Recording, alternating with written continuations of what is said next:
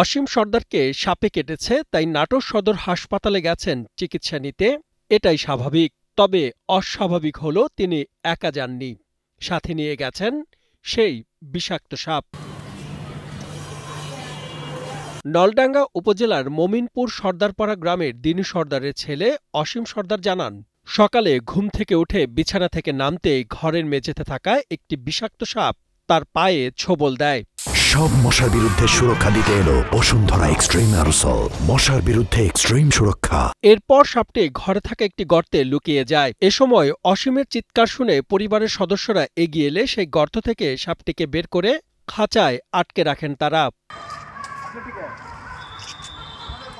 হাসপাতালের কর্তব্যরত নার্স জানান, রোগীকে প্রাথমিক চিকিৎসা দেয়া হয়েছে।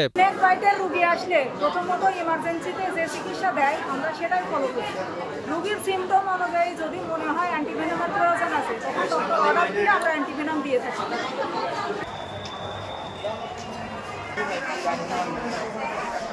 নাটোর থেকে গোলাম রাব্বানীর পাঠানো তথ্যচিত্রে ডেস্ক রিপোর্ট, কালের কণ্ঠ।